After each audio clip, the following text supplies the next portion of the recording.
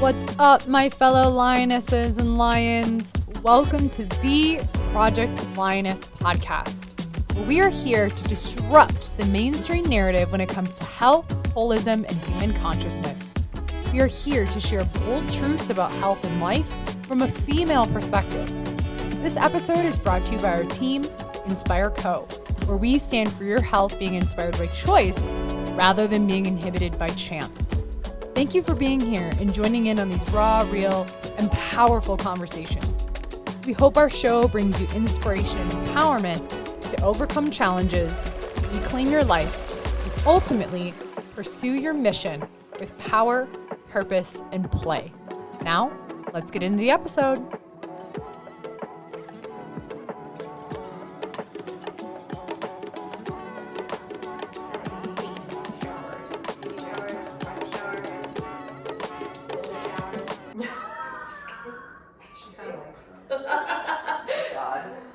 Welcome back, y'all. Hello. What's up? This is the Project Lioness podcast. Don't know what we'll keep in the None of intro. that. Nope, that cannot be Some there. of it. Just We're gonna the keep some golden shower. secret. Yeah, just golden showers with no context. Yeah, we could keep in the fact that I don't like showers. I don't like baby showers. I Yeah. don't like bridal showers, and I don't like golden showers. If you heard the last episode, you know that Jess is getting married. Whoop whoop to Nell's brother. That's right. Hey. And she's not a fan of the, bridal shower, engagement party, or any of that stuff. Nope. Which is good. It's good to know that about yourself, and not just I think I've stopped performing in all areas of my life and really started living. And like when I'm going into this marriage thing, it's already so like culturized, right? Like Yeah. the wedding industry is ridiculous. It's insane. Oh, dude. It makes so much money. So much money. So much fucking money. And I don't want that to be my reality. Yes, I do want a beautiful dress and like boho hair because that's my style. Sure. And I'm going to be celebrating. Like I don't want to do anything performative. And I think this will lead really well into our episode. Yes. Because in telling people this, there's been like a, what? You didn't get married like I did? Yeah, Yeah. or like you're not going to engage in these cultural traditions. $5,000 on flowers? No, I don't want to spend any money on flowers. I'm going to put daisies that I picked from my parents' field in my hair. You and I are on board with this. I baked my own cupcakes for my wedding. My mom made the food, and I got married at my brother's house. I spent $600 on a dress because that's what I wanted to do. Yeah. That was my spend, right? So otherwise, I got married at my brother's house with decorations I bought at Michael's, and I baked my own cupcakes. So throwing it out there. I am going to spend all my money on my dress. Which is what that's it though, right? So it's like, it's not, again, if you threw a $20,000 wedding and you loved that and that's what you always wanted, Right. I'm really happy about that for you. But I didn't want to adhere to that because it wasn't in my values, right? Yeah, and so I could throw a $20,000 wedding and not be performing because essentially I want my wedding to be like a fucking dance party. Yes. Yes. Let's And- go. And- I can't wait. Why do you wait so long? I know. Ask Michael. If you aren't watching the video, the facial expression was great. We were all like, Yeah. oh, Yeah. froze. I think No, we it did was- froze in the Matrix. Yeah. No, it was a good discussion where we decided to wait that long. But in deciding that I'm not going to perform in any part of the next year and a half, I'm literally just going to create this party the way that I want it to be in this celebration. People have been like, what? You don't want these things? And it's almost like they can't trust my opinion. They can't. Yeah. They don't trust my opinion. They want to force their opinion over mine, and it's not out of anything malicious. It's out of love because they think that this is what people need in order to get married. But it almost feels like a cancellation of my needs. Yeah. Yes. I have felt that when that emerges and someone has, you notice they are visibly or audibly uncomfortable, or they communicate it and they question your choices. What I've found is that internally there's a part of them, so we talk a lot about parts work and wholeness, is there's a part of them that's like, wait, she's doing that? And that, is there a part of me that I can stretch into what I want? and be okay with that, and maybe people don't agree. Like, I think that's like underneath that level of trust, there's also, well, what about for my life? Like, Right. you're almost illuminating a possibility for them that feels uncomfortable. Well, you absolutely are. It's like the concept of emergence. If you're not familiar Yeah. with it, it's a fantastic Love thing that you should emergence. look into. But essentially, that's what you're doing, right? By saying, like, you can make a different choice. It's suddenly somebody has to grapple with the idea that either one, they didn't, and maybe they could have. So maybe there's like almost a sense of loss Yes. there for themselves. And then the second bit would just be like somebody seeing it going, oh shit, I can live a different way. Yep. Which is a mind fuck for anybody. And everybody has those moments. But it's a perfect transition into this episode on quote unquote cancel culture. Mm-hmm. But I feel like do you want to do any intro business on that? Because I know we all have a lot to say. Yeah, we're gonna jam this, and we're speaking about this not just from a place of potentially what you may perceive cancel culture to be on like social media or in the culture right now, but also as Jess is perfectly demonstrating in conversations in interpersonal relationships where there can be this fear of, if I say what I know to be true for myself, how is this gonna land for the other person? And Ashley was saying that in the previous episode, like if I embody this and I wear certain things or I do certain things or create space and it's really aligned for me, how is this going to land? Because as human beings, like if you're not a sociopath, you do care about other people. Right, we have this whole thing about your social nervous system is a thing, you right? Care. And there's a level of like, I care about your humanity, and I know that you have opinions and you have beliefs and you have values that may be different from mine, and that doesn't mean I don't care, it's just I can't live through your lens. I can only live through my lens. And this is something I have noticed more recently, especially in the last 3 years, is there, as a practitioner and a person who has opinions about, you know, how I live my life from the health perspective, there have definitely been things that I feel like I cannot say in fear, not as much anymore, but especially, you know, 2020, 2021, I felt like there were things I could not say without completely getting destroyed. You know, and ripped apart on social media. Sure. And I believe myself to be a very balanced leader, a very balanced communicator. Can I get a little charged and polarized at times? Absolutely. But I feel like I try to take both sides and both perspectives. But it just has felt more sometimes like walking on eggshells that I've perceived, which I think is calling me into like, okay, I need to be authentic. I want to be authentic. And if I step in an eggshell and I crack it, I'm sorry, and I'm going to move forward. Right. So that's where this conversation has emerged, is like in many different forms that we're going to talk about today. Yeah, absolutely. I think it's great. Like you were saying, it's not just the social media aspect. It's not just the big decisions that are super polarizing, that are separating people, although I'm certain we'll touch on those. Like, I think similar to like your wedding planning, like I don't want kids, and I have known for a long time that I don't want kids.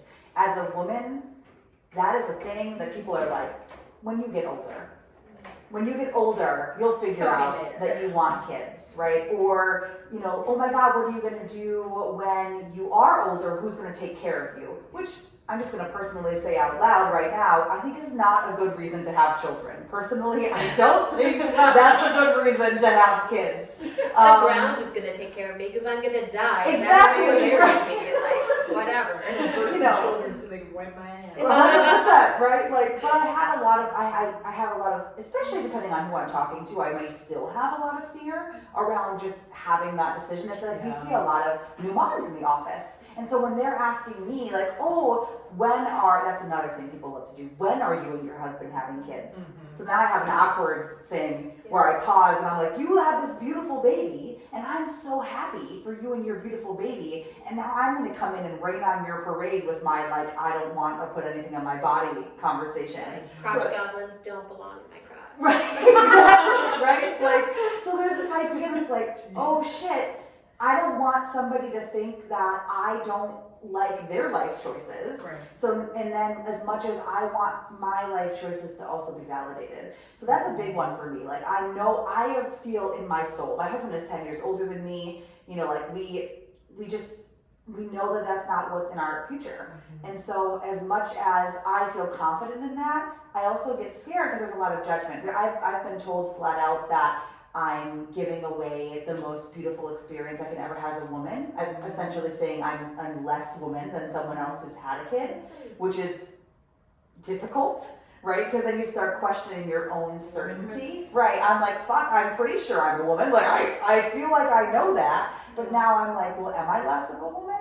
So there's this idea of being kind of looked at a certain way that make me hesitate. So now I have in the past caught myself kind of censoring myself and saying lighter versions of, oh no, not right now, we don't have any kids, maybe later, even though I know that's not true.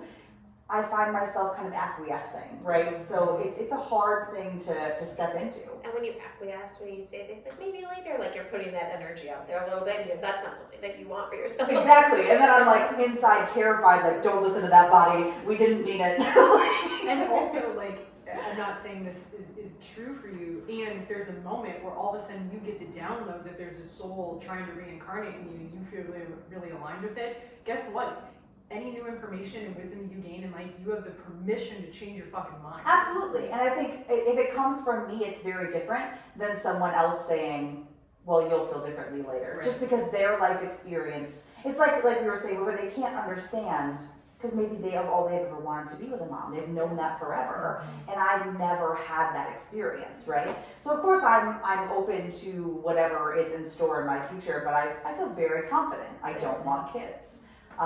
As much as I love kids, I don't want to be a mom. I've never had that maternal instinct. So even saying that now for a bunch of people to hear is a little bit like, oh, people are going to think things about me, and there's that fear that's involved there. So when we talk about cancel culture, it's not always the obvious things that we're thinking about. I mean, sometimes it's as simple as a conversation among friends and feeling like you don't fit in, so you, again, acquiesce, make something softer for someone else instead of stepping into what you truly believe. I just want to touch on one thing. You do have maternal instinct. I was just going to say, I was like, you are the most, you are one of the most maternal people, but just because you have that strong instinct doesn't mean you want to take on the responsibility or even like almost an intrusion of another being. Absolutely. To express that. But I've walked with you and my dad's dog before, and you were like, your paw's bleeding. Can we take her back? And I was like, nah, she's fine. And you're like, I'm really worried. And I'm like, yeah, no, like that's maternal, right? Yeah, that's true. I do have mega good mom energy over here. And that's very true. And not to get us sidetracked, but this is Project Lioness. And that was a very intense intro to this episode. I'm Jess. Oh, I'm Mel.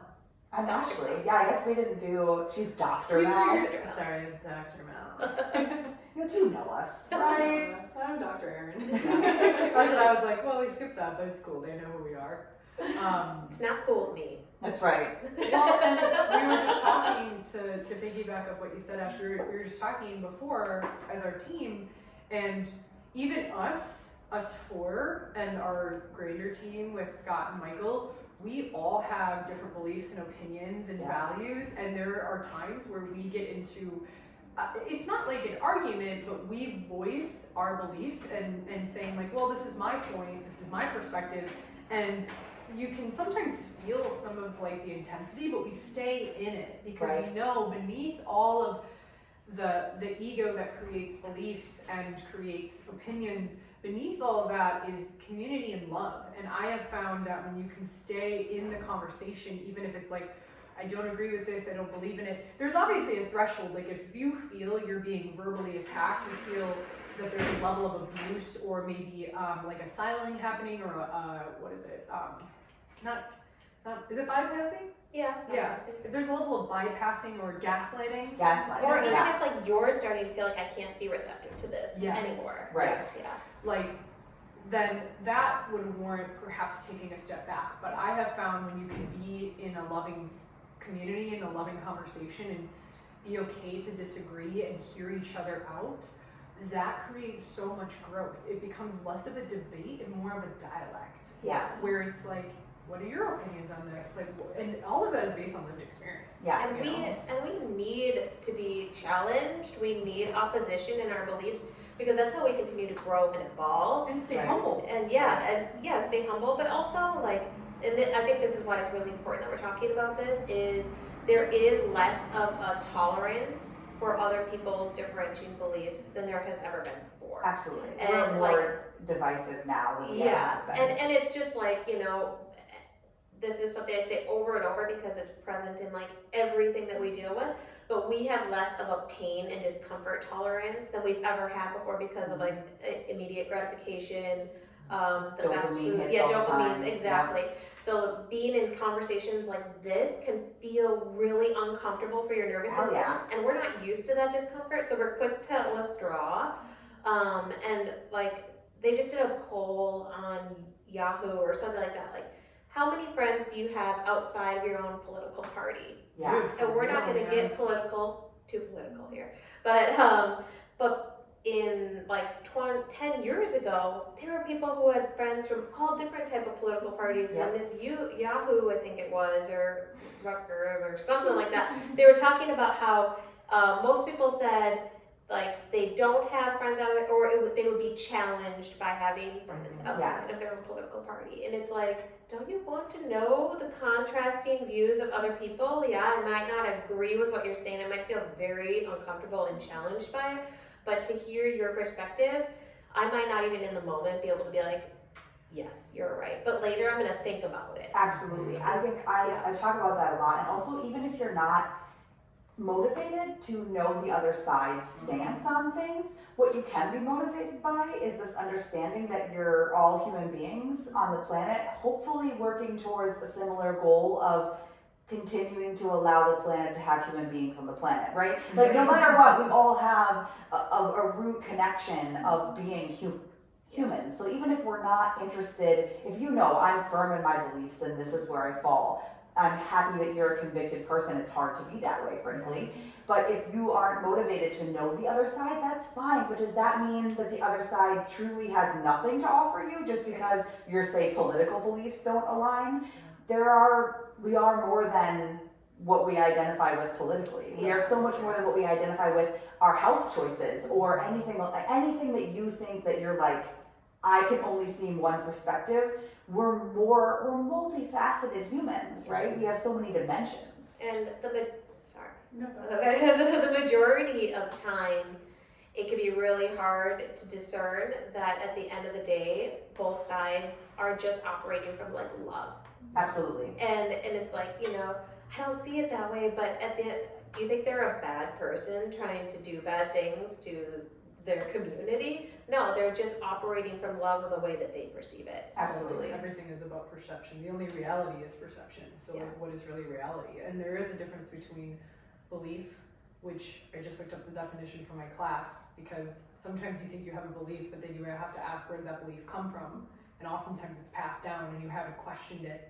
Versus perception is a continuous evolution of sensory information and processing it and being willing to evolve and change your mind, versus a belief is very like, this is what I believe and I stand on it, and it's like very concrete, versus perception is, you know, able to flow, it's more fluid. Yeah, absolutely. Looking at it in like a more global sense too, there's always trends that occur within society. So have you guys read like The Pendulum? Yeah.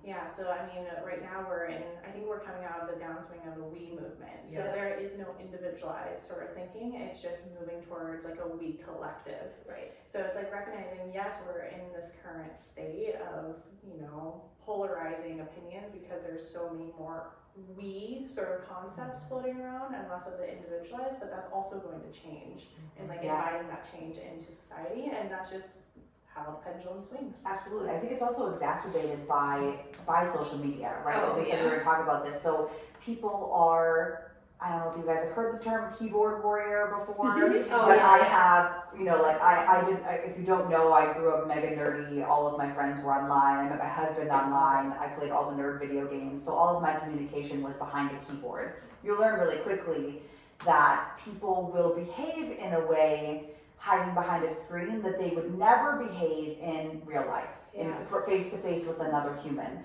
And so this creates this kind of vicious cycle of sorts where people say things like, well, I don't agree with this person, so now I'm going to come at them in a way I would never do if I was talking to them at a diner at lunch.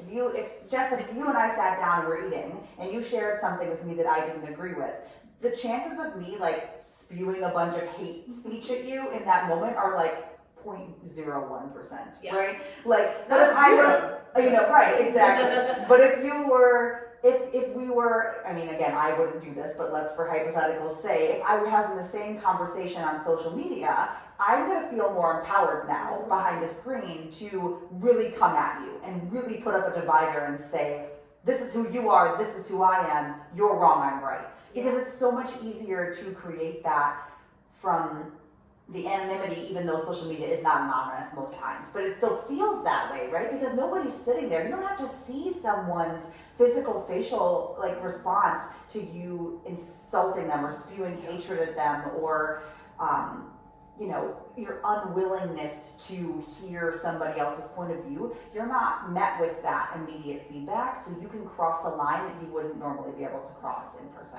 And I was gonna say, from like a brain development state, that is living at like the lowest level, because you're just within self rather than with others, and then with like that emotional component as well, which develops with higher levels of brain development. Absolutely. And going off of that, it's like they might not function like that in their day-to-day life. However, that the more they engage in that independently, the more they like reinforce that. Yeah, absolutely.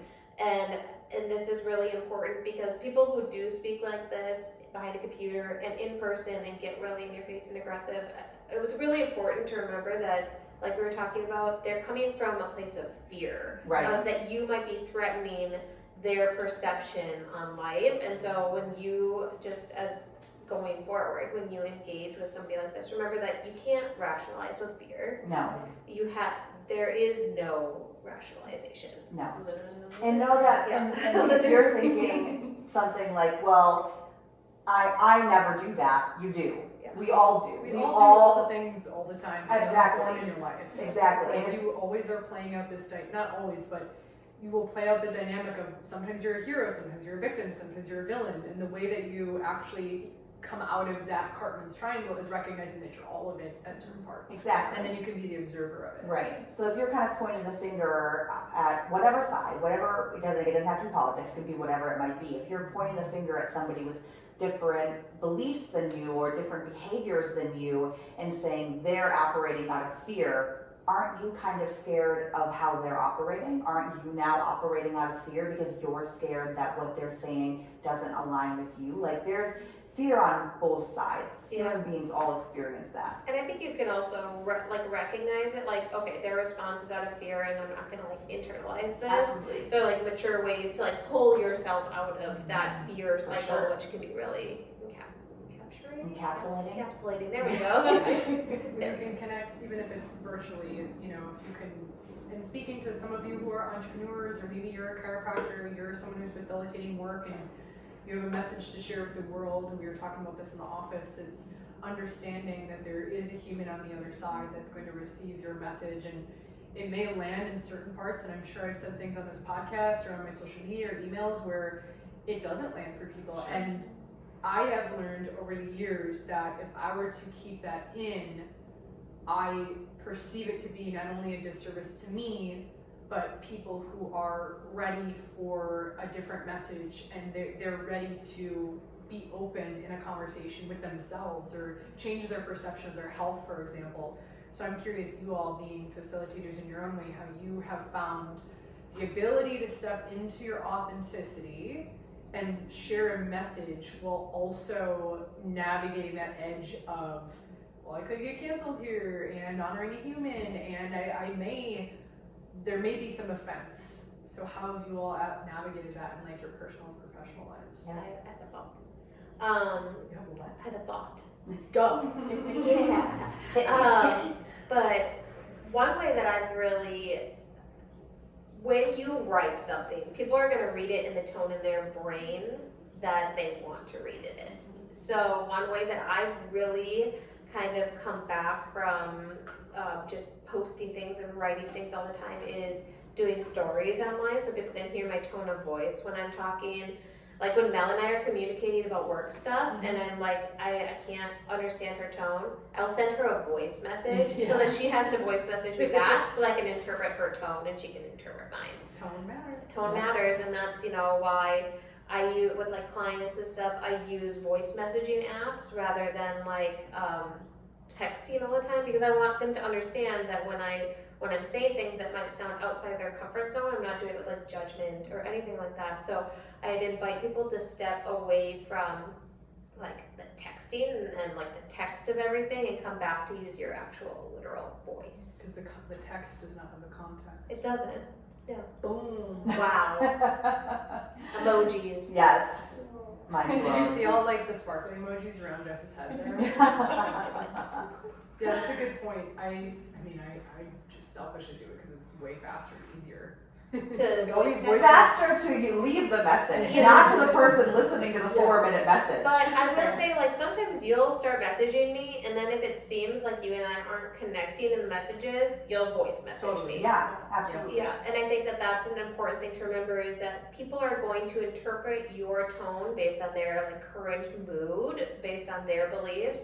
So, and when I do have to message people, I love using emojis. Like, Yeah. smiley face. I also like, exclamation point the shit out of my text messages. Yeah. I'm like, I'm happy, I'm not angry at you. Yeah. Don't think I'm angry. Yeah, and I think that there's ways that you can convey your message through text that don't sound passive, that don't sound like you're giving your power over to them while still remaining like open and sweet, and not sweet. You don't have to be sweet, but like open and considerate. Yeah.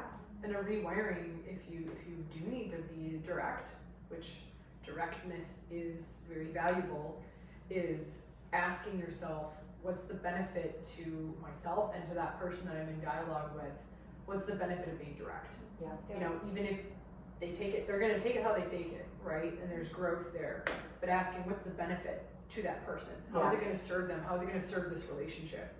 I And also think writing that down. like we keep kind of walking around this idea that like we need to be concerned about how other people will take us, and I sort of want to like step back against that a little bit, because part of me thinks that's kind of the problem with cancel culture in the first place, right? Is that you're concerned that people won't like what you have to say, and what will the consequences of that be? Right. But at the end of the day, like that's true in every conversation you'll have in your life at every moment. Somebody may not like what you have to say, and it could be the simplest thing. It could be an uncharged thing. I don't like oat milk.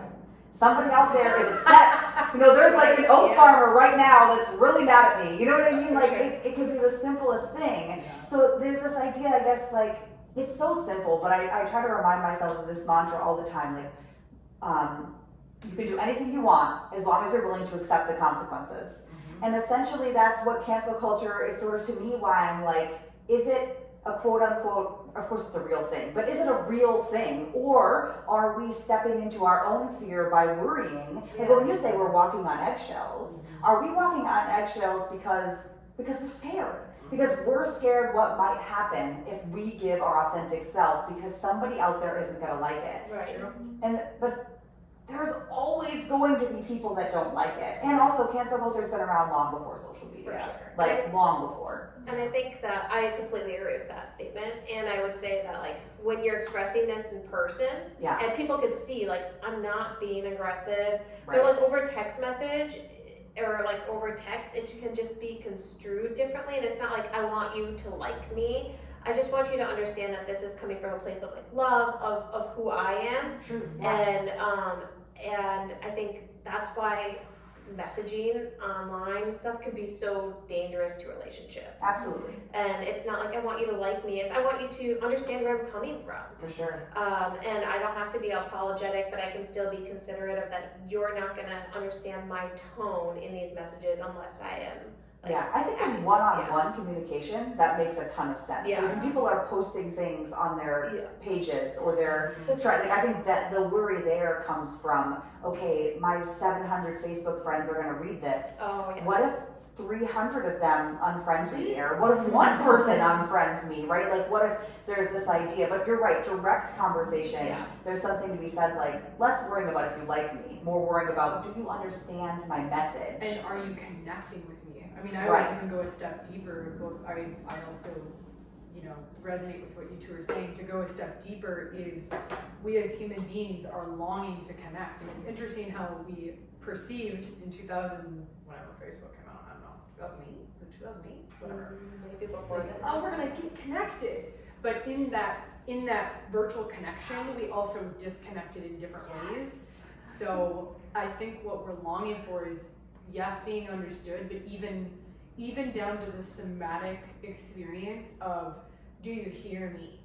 Are you like, I acknowledge you. I can literally be like, I've had clients message me and I completely don't agree with what they say, or I don't, it doesn't align with my values. And the way that I guess I'll share what's worked for me is being like, I get it. Like, I don't need to be like, I understand, because I might not understand, but being like, I get it, I see you, I hear you, are you open to another perception? That's how I have found, like, really breaking it down to, I see you, I hear you, I get it, I may not understand it, I get what you're saying, are you open to another perception? Rather than like, no. And I think deeply we want to be understood, but we also just want to be fucking connected. And in connection, you can dance in the energy of disagreement. Is that a word? Disagreeing. Yeah. I'm glad that you bring that up, because like I had a beautiful example of like back and forth, like miscommunication, or like this person speaking from a place of like frustration and stress because of other things happening in their life, and then I feel myself like boiling up and like getting defensive. I'm like, no, now's not the time, clearly, to have this conversation. So I will say, like, I hear you, and I know that there's a lot going on. Let's circle back on this when we're both in like a more level-headed state. Absolutely. And then they said, thank you.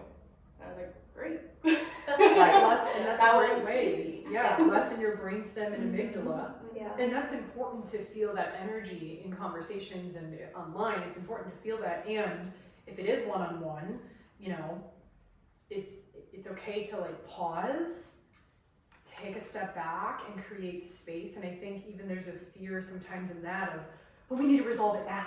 Because there will be another, and that's even more lizard brain thinking, is we need to resolve it now, otherwise there won't be another moment. Like, you're collapsing time versus allowing the spaciousness for people to process. I mean, I've done that too, where there's things that happen in the team dynamics where I'm like, oh, I know where I'm at. Like, this is my shit coming up. Like, this has nothing to do with them.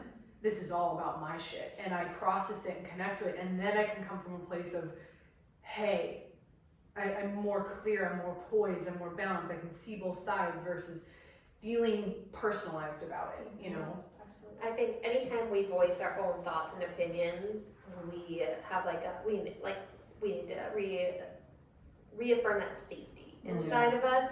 So to have somebody else who you're talking to be able to do that for you and see you in that. I call it peanut butter jelly sandwiches with my clients. I will say, like, I see you, and I teach them this with like communication and boundaries. I see you, thank you for expressing that to me. This is my perspective, and I'm glad that we can have this conversation. Thank you for holding this space for me. So it's like we don't want to baby people and be like, I need your opinion, but you want to give it to them in a way that's going to allow their nervous system to feel safe and receptive to what you're saying. And I think that that's part of it, is like, we don't need to be liked, but we do want to be able to create conversation in a way that keeps people open to our perceptions. Right. Well, also accepting that not everybody has the awareness or their own, like the place that they're at in their journey they're not quite ready for that. Yeah, their nervous system maybe isn't in that state. And again, we all have that journey. We're all in vastly different parts of that journey. So being able to recognize that while you might be able to, like Erin said, take a step back and say, now's not the time, someone else may not have been able to receive that. Well, like your person was able to say, you know what, you're right, thank you, let's come back to this. Somebody else may have been like, no, fuck you, Erin. What the fuck is your problem? And recognizing that that's not a reflection of you, it's where they're at. And it's, again, not a judgment at that person, it's just what they're capable of giving you in the moment is what you just got. And being able to understand that we all have those moments, so instead of looking at somebody with a sense of like, I did this better than they did, because I have my shit together. Looking at it like, right, exactly. Like, instead of having it that way, recognizing like, I had more space today than this person did. And I see that, and instead I'm gonna allow myself to be what it is, which I think is another important part of recognizing, I think, what I really feel about cancel culture in general, which is just when somebody comes back with a really strong reaction to anything, you have to recognize that their reaction is coming from a different place than you are on your journey. And is it worth it for you to use your very precious energy and resources to try to quote unquote convince somebody? Because I think we waste so much energy as a culture on we have to agree. Yeah. Because we don't. And I think like, right, you brought up on the team a really good point. We fall on a wide spectrum on the team. Like we do not agree on all things. We agree. Right, yeah, obviously, yes. Fight. We get our energy. No, we have differing opinions on very many things. What's great though is that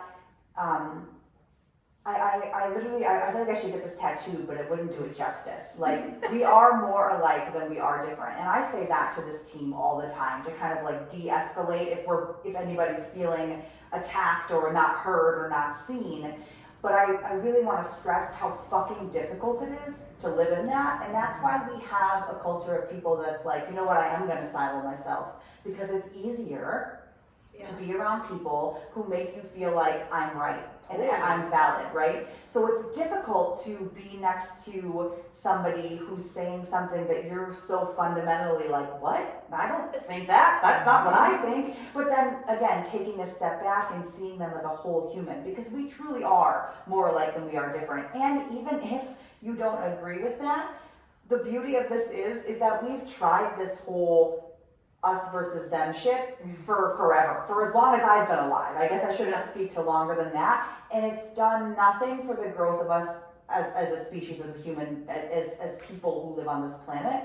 So it's like, why aren't we, like, what's the harm in trying it a little bit differently? What's the harm in fact, all of I can't think of a relationship that I have.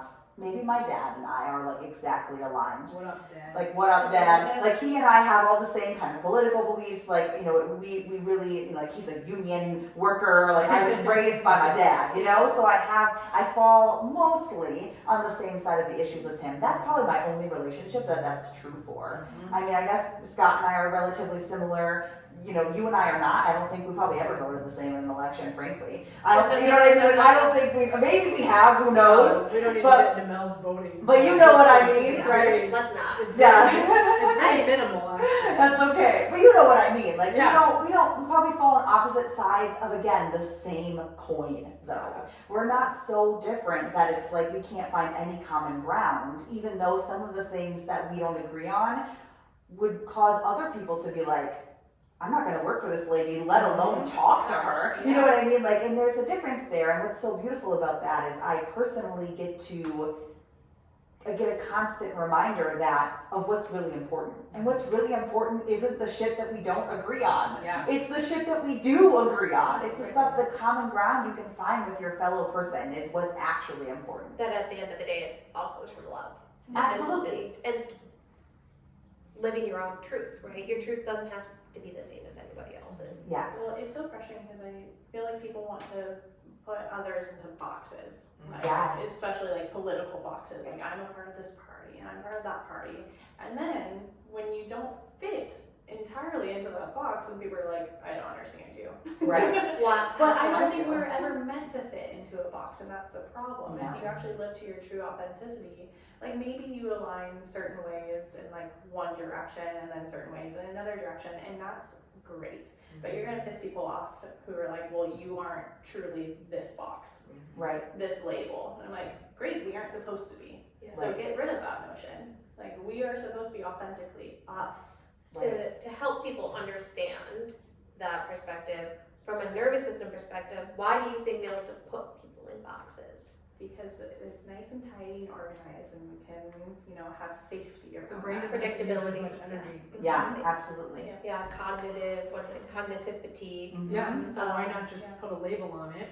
Same thing could go for diagnoses, right? Well, this is how I know you. Yeah. And multidimensionality is a higher brain way of processing, but it requires a lot more energy to use both sides of the brain.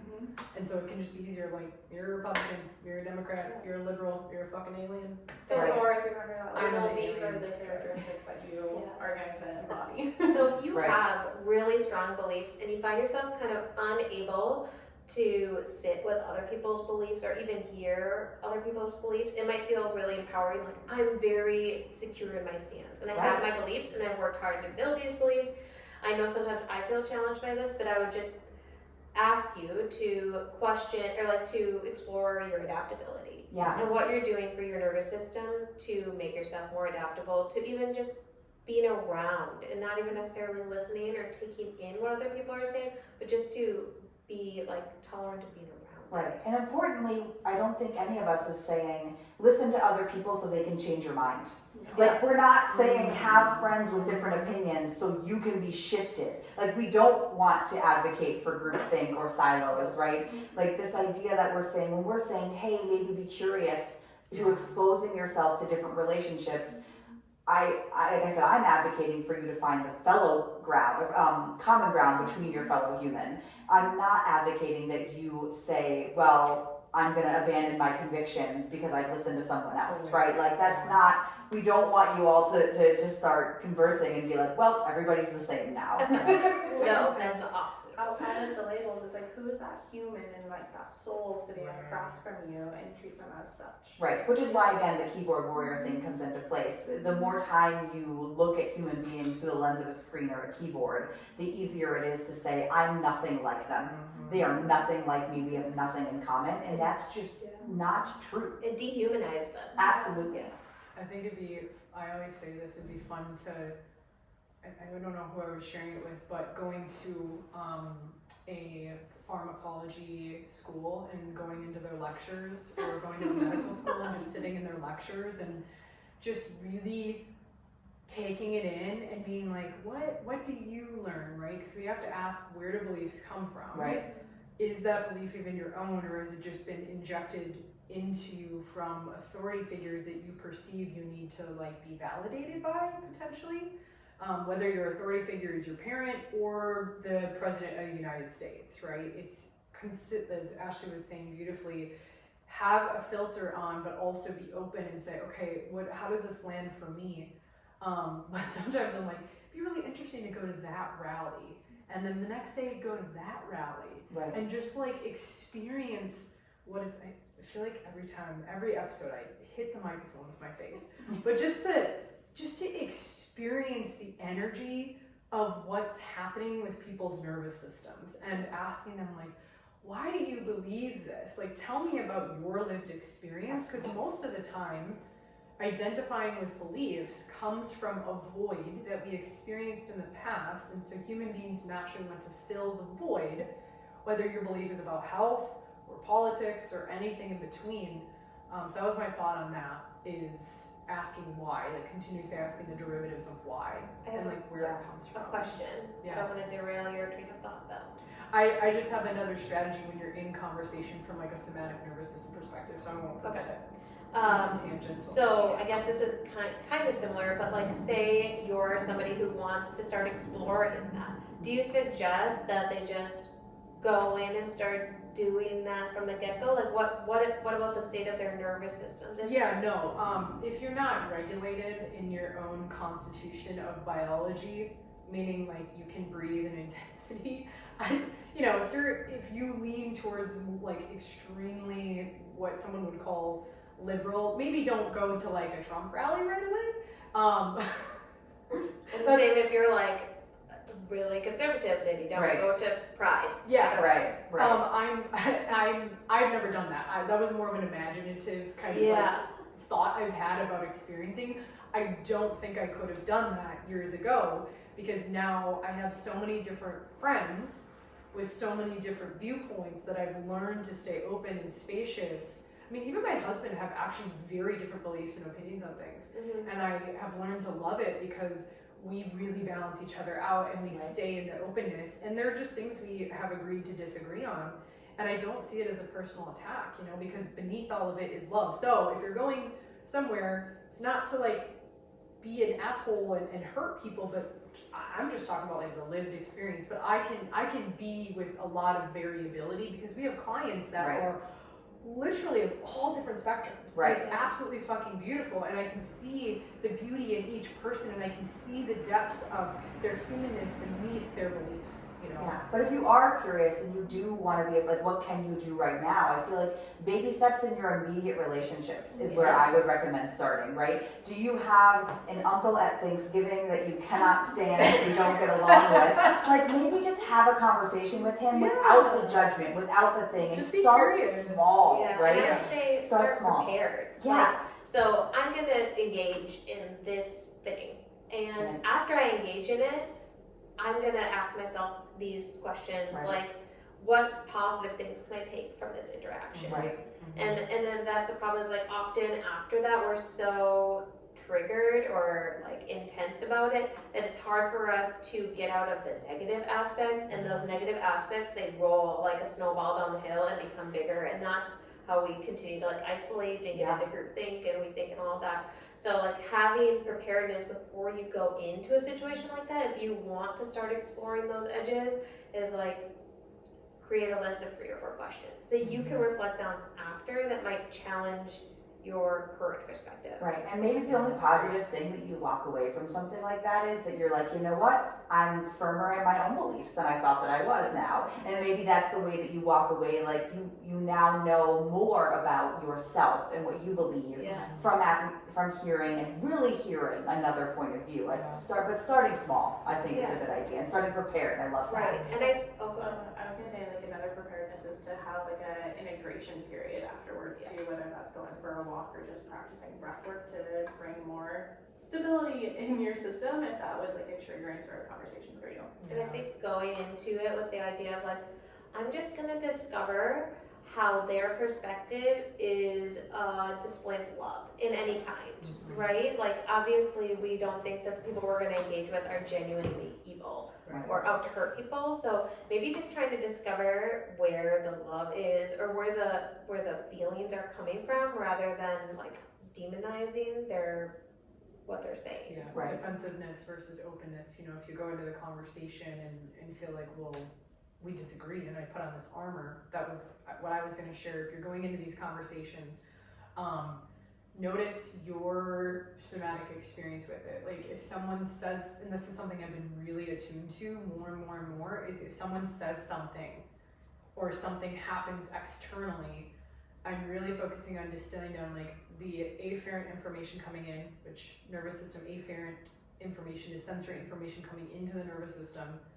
I have my own sensory body experience of that, and I be with that for a moment and breathe into it and connect to it, versus letting it come and run the program and then I project out at them, which was my lived experience for a long time. Like I was so self-righteous in a lot of different ways growing up, where it was like, this is my way or the highway. And so it would come out as anger or projection or defensiveness, and almost like the achievement was in its own form of like, I'll fucking show you.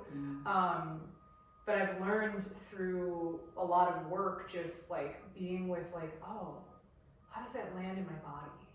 Okay, there's a part of me that wants to become whole, and I think anytime there's like a quote unquote trigger, it's simply because there's a part of you that is longing for love. And it has nothing to do with actually what they said, but really like your inner like relationship to yourself. So that's something that's helped me, is if I'm, let's say, at a family gathering, I've learned, and I don't know if Jess has maybe seen this over the years, but I've learned to be less of like the communicator and kind of projecting my beliefs and thoughts, and just more like in it. Like sometimes you drop those fiery comments. And I will, because you know, at the end of the day, that's my nature. Right. At the end of the day, that's me being my authentic self. But I've learned to not withhold myself, but stay in the realm of curiosity. And then when it emerges and it feels authentic from a place of love, and I don't, you know, I'm not attached to the outcome, that's when it's expressed. And I was gonna say, because you practice that, so now that you're saying this, I'm like, oh, that makes total sense. When she does drop that fire, because you do stay calm, and even when you drop that fire, you go right back into like self-regulating. And because you do that, your family is less reactive to what you say and more responsive.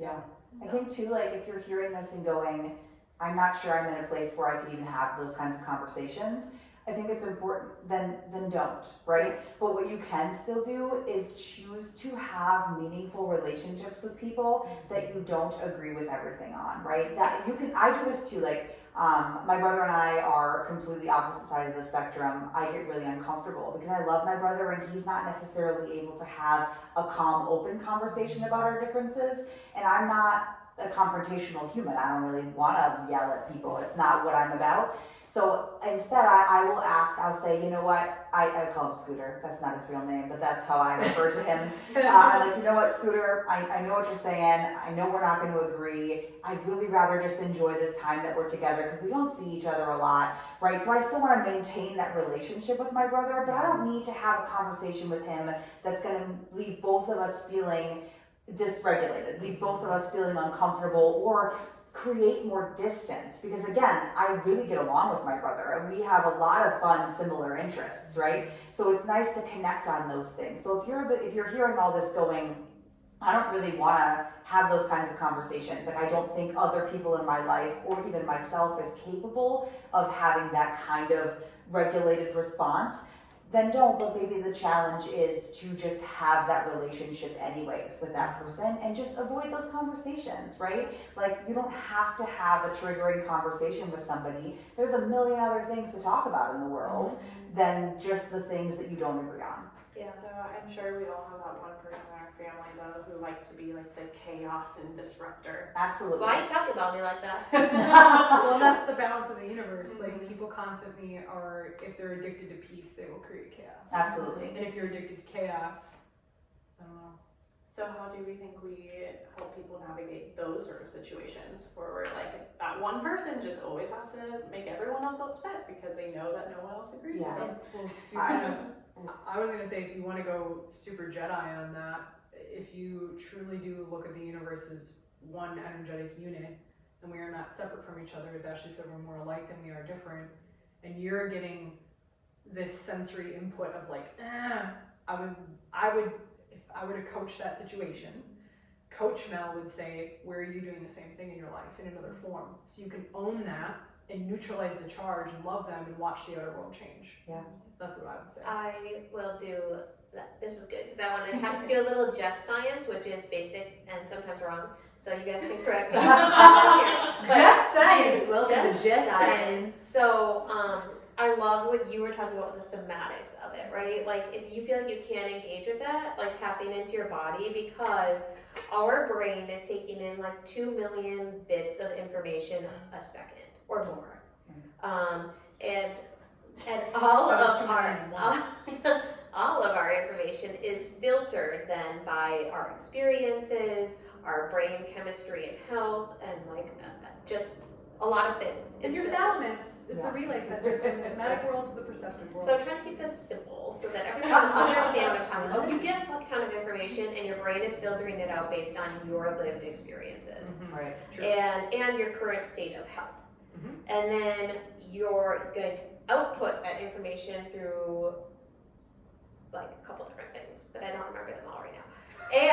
But the thing is like the brain might not be able to accurately break down what you're experiencing because of your internal biases. So like come back into your body, and I think that's one of the problems with cancel culture is people are so disconnected from their bodies. Yeah. They're not processing how things are actually feeling. They're just going off of their own biases. Right. They're reacting to that initial hit of fear or anger, and often I like to say those are like blanket emotions. They're underneath. There's things underneath anger and fear always. There's always something in your body that you could be spending time with, kind of looking at, that isn't that initial reactionary defense of fear or anger. Right. Yeah. So like a simple strategy for that would be like if this is like being in my body, I'm in my body, like, right. But are you in your body? At what capacity? Yeah, and so this is something that I like to do with my clients is instead of focusing on like parts of your body that don't feel good, I want you to like close your eyes, take a deep breath, and scan from your head to your toes and say like, what parts of my body feel really good right now? Where does it feel good? Yeah, and place your hand on that part. It's in the butt. All right, put your hands on your butt. But like, place your hands and somewhere that feels safe and secure and comfortable for yourself, and focus on that energy and breathe into it. And then you'll start to recognize that maybe you are out of sync in certain places, and this is a way to connect with the positive things that are happening within your body. Yeah, it's very reorganizational network of you. Yeah, Because so often we can focus on the trigger and the thing it makes me feel, and wholeness requires both sides. So if you're noticing like, it's like, okay, where in that moment in the whole matrix of thyself, where are you resourced? And this is like big in the newer trauma training, is actually not hyper focusing on what's wrong, but actually starting to focus on where you are resourced, because guess what? Those challenges and the uncle and the political shit is not going to go away. Right. It's not going to go away. And if you're living in an illusion of like peace and love and butterflies and rainbows all the time and seeking happiness all the time, you will be fucking depressed as fuck. Yeah. This isn't about like being happy all the time. It's about being balanced. Yeah. It's about being coherent. It's about being like poised and centered. And when you get pulled off center from that uncle in the conversation, how quickly can you reorient and say, okay, it's like the yin and the yang, right? Like this is here, where is it here on the opposite side? And like hold that synchronicity and hold that energy as like one unit, be like, oh, this is like divinity right here. Is like, I can be fucking pissed and I can also be fucking in ecstasy, and it's all fucking beautiful. Yeah. Okay. I really, no, I love that. Like I do. I also think I just like, downloaded that. You can tell. Amazing. When you brought it up, Erin, though, I did have an immediate response that was like, it's also okay to set boundaries. It's also okay to say that I don't, like, again, as long as you're not looking at that person saying that is a worthless waste of space, because again, you're taking away from your own ability to grow, your own ability to move forward. But it's okay to say, like, I'm not going to go to family events where that person is, because again, I don't feel like that person has my best interest in mind. I don't, you know what I mean? Like, it's okay to set your own boundaries. So as much as there's working on playing in the divinity and the anger and all of it at once is really important, it's also really important to recognize that you don't have to have a relationship with everyone just because, right? Like it's okay to set your boundaries, to say, I don't really see the benefit of me spending additional time with this person or this community even. Maybe you're in a Facebook group, or maybe you're in a community that just doesn't resonate with you. We can only really maintain, there's something called the Dunbar number, which is the amount of relationships that you can actually meaningfully maintain. The number is about 150 for the average person. So if you're trying to maintain anything more than 150 meaningful relationships, it's not really possible for you to do that. So you have to be kind of picky and choosy about what we are and aren't giving yourselves to. So it's like, you don't have to tolerate either verbal abuse, for example, from a family member just because you're trying to embody being able to be around discomfort. It is important to set boundaries for yourself and then find meaningful relationships. I guess I'm just advocating for those meaningful relationships not to be limited by people who only agree with everything you agree with. Right. And that being said, like I think establishing boundaries is incredibly important, and it begins first by self-forgiveness and self-acceptance that for like reactivity. Yeah. That when you start to engage in communication like this, you are going to be activated in it, especially if it's not something you've been exposing yourself to. So like, I'm really activated by this and you react to it. The goal of it would be, okay, be in the moment and let it be what it is, but later come back and like offer yourself that grace and that self-forgiveness, because that's how you start to integrate it into your body, is by first starting within. You can't just like become this person. You have to give yourself grace. Absolutely. Yeah. Cool. I love that. Anything else, y'all? Love more people unconditionally. This is actually much better, because I was like, we're gonna talk about some heavy shit, but this just feels much better than what we had planned, and this is how it I think goes. we talked about what we had planned, right? I think the only thing we had left out was maybe like the differences of free speech. Yeah, which I think government is a real thing to know about, though, right? Like, you have free speech, but like I said, you can do whatever you want, you just have to be willing to accept the consequences. And consequences aren't always bad. Sometimes you find a group of human beings who are wonderful that you align with on a lot of stuff and you get to grow and build things together. Other times people unfriend you on your social media, right? Like there's different consequences, but you really can, like, cancel culture isn't real in the sense that nobody's ever going to love everything that you have to say. And I think the point I really want to say is, and also we really are more alike than we are different. And I know that that's easy to say out loud and harder to embody, but I've got big plans for the planet, guys, and I need us to love each other more to get there. So, and when you're saying you have big plans, your plans are going to come from your authentic self, and I think that's really important to remember, is that when you speak from your authenticity, people might disagree with you and delete you, and that's creating more space for people who want to support you to come in. Yes. You just stole the thought right out of my head. Love I think it. that Well, must maybe, have, Loved it. well, and that's support will, people who resonate with your mission will include both challenge and support. Yes. And it's important, I believe, to have people on your team, in your vortex, who challenge you from a place of love, not because they're trying to attack you, but love, as my mentor DeMartini says, love is a synthesis of complementary opposites, pain and pleasure, support and challenge. When you can be in that within a relationship and come back to like love, which is the unity of all of it, that is such a deeper relationship. Like, hey, I love you when you're fucking pissed. I love you when you're this way. I love you when you're this way. Like, that's beautiful. And there's a depth of a relationship there that is just like, it's so much more than just surface level. Like, I love you when you're like this. Oh, when you're like this, I don't really love you. It's like, that, is that really true love then? Well, and when you have like that love and the objections, the challenges that come with it, it helps you become more clear on what your mission and what your authenticity is, because that person is kind of being a mirror back to you, reflecting maybe what you aren't clear on yet. Yeah. 100%. Truth. All right. It's beautiful. Great episode, y'all. This was Love great. it. Well, this is Dr. Mel. Ashley. Dr. Erin. And Jess. And this is the Project Lioness podcast, where we are here to guide you in reclaiming your power, inspire you to pursue your purpose, and ultimately invite you to play all out in life. See you next time. Bye, everybody. Bye.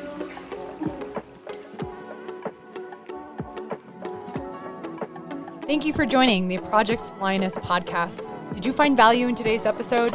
Help us impact the lives of others by sharing this podcast with someone you know who would resonate and benefit from the Project Lioness message. Excited to hear more? We invite you to subscribe on whatever platform you're tuning in on. And we'd be so grateful for you to leave us a review about what you enjoy most, as well as what you'd like to hear more of. Thank you so much for all of your support. Sincerely yours in power, purpose, and play. Dr. Mel with the Project Lioness podcast. Keep rising, keep roaring, and keep inspiring.